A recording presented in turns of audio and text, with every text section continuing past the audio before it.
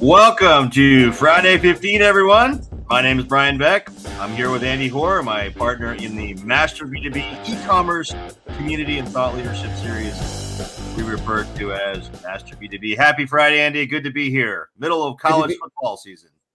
That's right. Middle of college football season, and on the heels of a pretty big announcement we're going to talk about here in just a moment. Yes, we are. So, okay, so no smack talk today. That's fine. Let's get right into it because we have a lot to talk about. We always got to smack talk a little bit, right? So, yeah, Andy, undefeated, right? Oh, wait, they aren't. No, yeah. See, there you go. We got Wisconsin there you this go. weekend. There's the We'll smack. see how we do. Yeah, there you go. All right. Well, yes, we got some really interesting stuff. In fact, Andy, our breaking news today has something to do with robots taking over the world. And here they come. What is this about? So we're looking at robots. Elon Musk announced yesterday what? A robot army is going to show up and serve us drinks? What's going on with this? Well, this isn't a real news broadcast, but I kind of felt a little bit like it this morning because we had a whole thing planned for the beginning, and then we saw this, and we're like, we got to rip it up. New breaking news. So yesterday, which I think might go down in history as a very momentous day in the grand scheme of things, October 10th, Elon Musk announces that the Optimus robot is finally here. They've been talking about it for a long time, but nobody's really ever seen it, heard it. In fact, he even joked that they used to dress people up in robots to make them look like this so they could fake it. But it's not real, and he launched them yesterday in a big Hollywood-like production thing. And all I got to say is, oh my God, if you haven't seen this yet, you need to go watch the video. There's videos of these guys. But essentially, he opened a world where we're going to have robots living amongst us, serving our food, cleaning our houses. They said babysitting your kids, walking the dog, all sorts of stuff. The stuff that humanity used to do. Yeah. But again, this just broke yesterday, and that's why we had to say something about it. And actually, the funny thing is, we were looking at this as, hey, this is the kind of thing where B2B may be an early adopter of this stuff because these robots are already working in factories. They may just come forward. And so it might make it a cool place to work. That's a tease for what we're going to talk about in a moment. But on the next slide, if you haven't seen it yet, you got to go online and watch at least one video. And it's a video of this guy who's not exactly the best spokesperson for things, but he's talking to one of these Optimus robots, and you can't believe it's not a human. And that's all I'm going to say. You got to check this. You got to check this out because it's incredible. And a year or two ago, I think people would have thought the whole thing was fake, like it was an AI video. But after ChatGPT and all the interactions we've had with these technologies where it's natural language, et cetera, you can now look at this and go, oh, yeah, I believe this. And that's what's stunning. Yeah, it's amazing, growing up, Andy, watching movies like Blade Runner, where people are interacting with robots, essentially. This is becoming a reality. It's really, really fascinating. A little scary, too. But, Elon Musk is really interesting because he does kind of, make his own sort of thing happen. He doesn't ask for permission to do anything. We were chatting about that prior to our Friday 15 today. He just kind of goes out and does it. Right. And I think he is, as a personality, is also going to go down in history as someone who's a true innovator, just like Jeff Bezos and others, in the e-commerce side. Howard Hughes. And they're all they all go crazy when they get older. Have you noticed that? Let's see what happens. Let's see. We'll see. The spruce goose comes flying in. All right.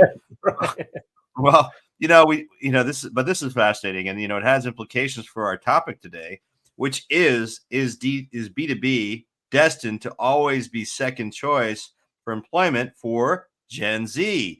The Gen Z folks, Andy, they're moving into the workforce. They're in their 20s now, and some cohort is, and they're, taking entry-level positions.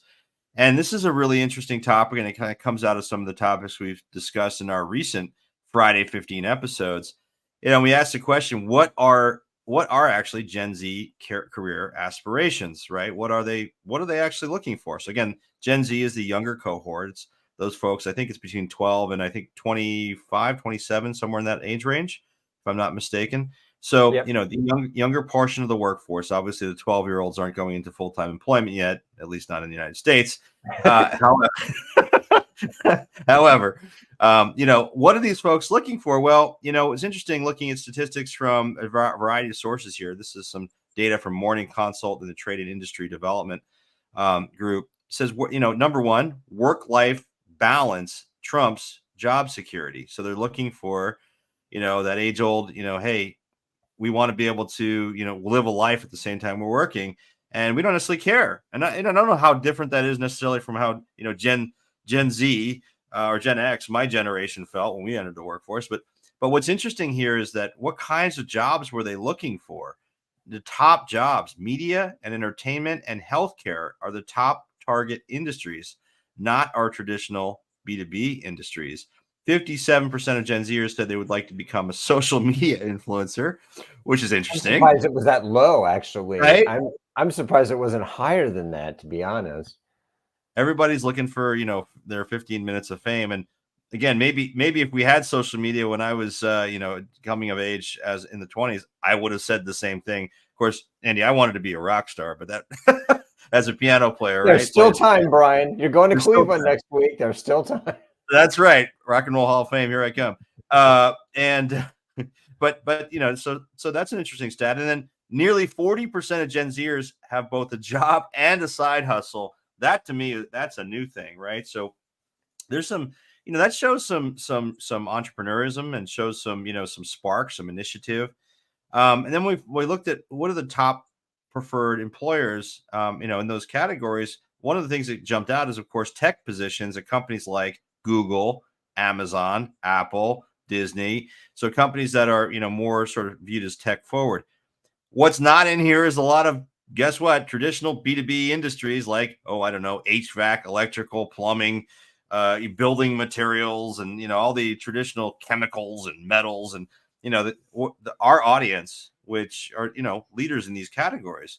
Any thoughts on, yeah, what do you take banking and stuff like that, the auto industry, those are at the bottom of the list. I mean, when we were younger, those were kind of the rock solid industries. You want to go into banking or the auto industry, or you know, even retail at one point was actually a good thing. Those things have declined. Even some of these famous brands like Sony and Nike, Starbucks, they're well down this list. So we've known this for a couple of years now. Everybody wants to work in high tech. That maybe that has maybe peaked and started to, you know, subside a little bit.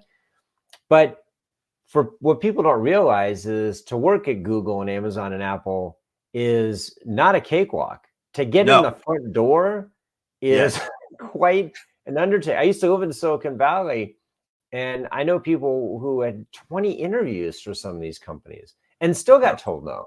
So you put that on screen here. Let's talk quickly about that. That for Apple, only 1 to 2% of candidates are actually hired. Now they probably get a lot of people want to work there, but it doesn't change the fact that, you know, you don't just walk in the front door. You have to be very well educated. You have to work your tail off. You basically have to be at the place, you know, now with return to work mandates, you got to be there, you know, 6-7 days a week. And so it's a lot. It's a hard job. It's sexy and it's fun, and everybody's got an iPhone, but it's a lot of work. And then Google, just as another contrast, the interview process can take up to 7 rounds. I knew people had 20 rounds of interviews. And, you know, and even then, once you get there, there's no guarantee. You're not, you know, guaranteed the job for any period of time. You have to keep producing, improving yourself, and it's hyper competitive. We know about Amazon. We should have thrown Amazon in this too. How difficult is it to get to work at Amazon? And then how difficult is it to stay at Amazon? Right. Yeah. These are not, these companies are, you know, they have a lot of, they're very metrics driven, and they, to your point, very competitive. So yeah, I mean, aspirationally, you know, folks can say, hey, I'm, you know, I want to work with my passion, or what I, you know, in these sexy industries. But then, you know, this is a great quote here from Scott Galloway. If anyone knows Scott Galloway, he's a professor at NYU, has written books. He started a couple businesses and successfully exited them over the years. But he said something really interesting. He's a well-known personality. He said, passions don't often pay the bills, right? Acting has a 99% unemployment rate, and 83% of them, meaning the employees, don't have health insurance because they don't make more than $23,000 a year. So his point is simply that, you can't, following your passion, this sort of notion, that's this romantic notion of following your passion, is sort of silly if you're practical about it. And Well, and I isn't social media, isn't right. social media influence the new acting, basically? Remember Right. back in the 80s, everybody was like, I want to be in the movies. I want to move to Hollywood. I'll be a waitress for Right. a couple of years and I'll get my big break. How is social media influence any different, right?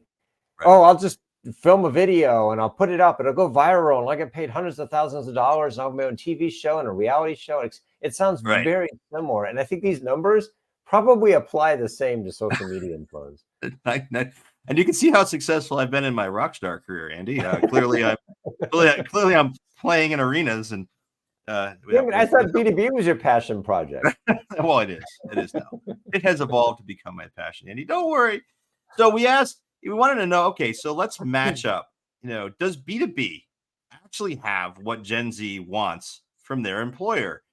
And so we went and we found this checklist from Deloitte Insights that says, what is B2B? What do these folks want? And what did we find, Andy? I mean, what's our take on this? Well, I mean, it's work-life balance, diversity, inclusion, mental health awareness, clear career progression, which is a big one, and non-traditional employee benefits. I mean, 15 years ago, most companies didn't have any of this stuff. B2C, B2B, period, right? Then B2C adopted it first, but B2B is doing this stuff too now. And so, we talk about this, that people think of B2B as kind of some island out there that nobody goes and visits. You have to take a special ferry there and you need a passport. It's not any different from B2C in many regards. And in fact, for B2B brands, they're very similar to B2C brands. They have different audiences, they make different products, but the companies are very functionally similar. So when we went down the list, we said, wait a minute, B2B offers all these things that B2C offers and all the Gen Z seems to be looking for. And so, maybe Gen Z should take a reality check here and look at this and say, wait a minute. And by the way, B2B is hiring. They want people, and they're the ones that make things that keep the world afloat and working. It just isn't, quote unquote, sexy, right? Right. Well, what's interesting about this too is it strikes me that yes, Gen Z probably should take another look, Andy, but also that the companies themselves need to do a better job of telling Gen Z in the hiring process that they offer these things, right? So we asked our community, we posted this on LinkedIn and got a lot of very interesting, comments, particularly from folks in like consulting and executive search. So Harry Joyner, those of you who may know Harry, he's been in the e-commerce. He's known as the e-commerce recruiter. That's the name of his company. He's been doing this for a long time. I've known Harry for probably 15 years or more. And he commented, and he places folks in these e-commerce roles. He said, now by the way, he's a dad, he said, of multiple Gen Zers, right? So he's speaking from that position of authority. He says, in general, they, meaning Gen Z, don't seem to like the idea that B2B relationships must be nurtured. And kicking the tree does not hasten ripening. I love that. They like the instant gratification of direct to consumer. They also like the fact that in D2C, you never actually talk with the customer. They don't like the phone. That's hilarious, Harry. Thank you for that. I like how he's on the phone in the picture too. I know, right? He's not Gen Z. He's one of us. So I bet Jay Bernhardt would have some things to say about this too. Our other friend who does a lot of recruiting, especially in B2B. But this doesn't surprise me at all. I mean, I used to call this generation the text, not talk generation, because they just don't want to talk to people. And unfortunately, that's kind of a requirement of the job in B2B, especially when it comes to customer service. Right. Well, we got some more quotes here. Rick Wingender, who commented actually last week on our post. He's the director of integrated marketing at Mueller Sports Medicine. He said something interesting. B2B businesses will be seen as stifling to them, meaning Gen Z. They don't take direction well, and so they're better suited to small startup consumer businesses. Interesting. And Rick did studies on this in his graduate work. He cited that in his last or earlier post. So, he's saying that, hey, maybe they're better suited for other kinds of businesses, and all the process and things might be stifling. Well, hey, but Gen Z, notice to you, those companies like Apple and Google and Amazon all have processes you need to abide by and work within that are, I'd argue, probably even more stifling in some ways than the B2B companies. So again, to Andy's point, take Yeah, another and look. yeah, and in places like Apple and Google, you're on the clock constantly, meaning, Mhm. if you don't produce every year and at a certain level, they're going to kick you out. Not to say that B2B is not going to hold you as accountable, but I think B2B is a little slower moving. It's a Right. little bit longer term time horizon. They Yep. they tend to value the contributions people make over time. Yep. And so, hey, they want work-life balance. I think you're going to get better work-life balance in a B2B company than a B2C company. Certainly better than you're going to get in Silicon Valley, because again, I used to work there, and the work-life balance was, do I get Sunday off? I mean, that's the work-life balance. I mean, people That's right. lived in their offices, and it's like, yeah, you want to work there and have work-life balance? Good luck. You took a day off last year. Come on. So, right. Here's a nice, and we got one more quote I want to highlight here, Andy. This is from Dimitri Khan, who's the founder of a consulting company called Access Solutions. Dimitri, thanks for your comment. He says, as the sexy, quote unquote, verticals become saturated, compensation in B2B will rise, making roles in these classic sectors increasingly appealing. In the end, what might be a missed opportunity for one person, meaning one of the job seekers, could very well become a gain for another. So what he's saying is, hey, be smart. Don't write these companies off, B2B companies, when you're job searching.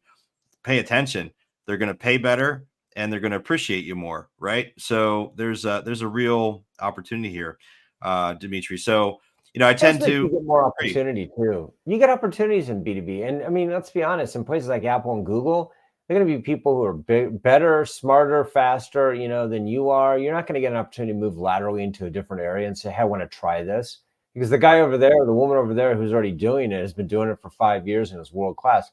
In a B2B company, I hear this all the time from B2B companies. Like, yeah, we bring people in. If they perform, we'll give them opportunities in other areas. You're not going to get that at Google and Amazon and Apple.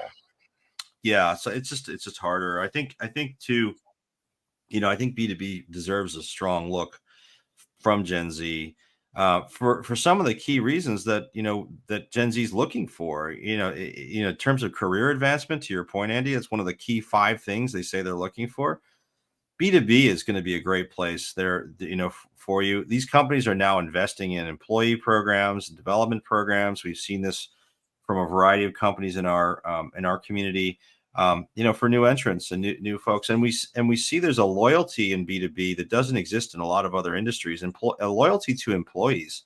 You hear stories of family-owned businesses or even large companies that are staying loyal to employees, even in times when the economy is not cooperating. So there's a real benefit, I think, to B2B, for Gen Z. So we asked but our audience, our LinkedIn community doesn't necessarily agree. We asked the question in a poll: is B2B destined to always be Gen Z's second choice for employment? 65% said yes. So okay, fine. So maybe it's not sexy enough. But those 35%, the people that say no, that they should look at it, that that they think it's something worth evaluating, there's real opportunity for you there. And frankly, I think it's smart of the younger folks who have level of maturity to look at this stuff in a different way and not try to be social media influencers, because there ain't that Well, many. well, and the thing is, let's be honest here. I think most of the issue lies in B2B. They've done Right. a very bad job collectively of promoting and marketing themselves. They Right. think it's just good enough to be who they are. And I remember years ago, B2C companies thought that too. And then they had to Right. learn how to market themselves to a younger generation. B2B needs to do that, hasn't done it yet en Yeah. masse. Some companies have a little bit, but there's a massive opportunity here for companies to connect with younger generations, because, like we said, they've got the pieces here, but they're not telling the story. Yeah. Yep. No, agreed. All right. Well, as usual, Andy, we're at Friday 20. So let's get to our announcements. Thank you all for listening today. We've been doing a world tour this spring, or well, a US tour anyway, this fall, where we've been to quite a few cities. I was in Dallas this week. Andy, you were in Milwaukee this week. We had some great conversations with amazing practitioners, in both markets, and some subject matter experts. We have 3 of these left. If you're in Cleveland this fall, if you're in Cleveland on October 16th, next week, we're going to be there for an executive roundtable. If you're a practitioner, we still have 1 seat open, I think. We just came open today, so we'd love to have you join us. Minneapolis and Denver are both on October 23rd. I'll be in Denver. You'll be in Minneapolis, Andy. Looking forward to that. These are roundtables. You can go to our website and sign up. Just go ahead and click on the future events section, and you will see a forum there. Also, I want to encourage folks to sign up for our forum. Andy, what incredible interaction is happening here on our forum. I mean, gosh, we're having questions. Someone was asking for a systems integrator yesterday for an e-com platform. We got like 12 different suggestions, from other practitioners. This is what the forum is for. Asking questions, openly asking questions about, issues you're having or people you're hiring, organization you're trying to build, the technology you're trying to implement or thinking about implementing. Ask your questions. There's no cost. If you're a practitioner, a manufacturer, distributor, brand, come on in. You just need to go to our website, click on forum, masterb2b.com, click on forum, and you can apply to join the forum. Again, no cost, practitioners only. And there's no selling. There's no selling. Yeah, so it's just practitioners talking. It's peer-to-peer purely. It's not exactly. So, and finally, want to remind folks that all of our podcast episodes are available on Apple, Google, and of course Spotify and our own website. So, encourage you to take a look at those. Andy, we're at Friday 20 plus, so maybe we'll get to 15 one of these days. I don't know. It's as we say, optimized for double speed playback. That's right. That's exactly right. Anyhow, we'll see you guys all next week on our next Friday 15. Well, thanks again for joining us today and the great comments. We'll talk to you soon. See you then.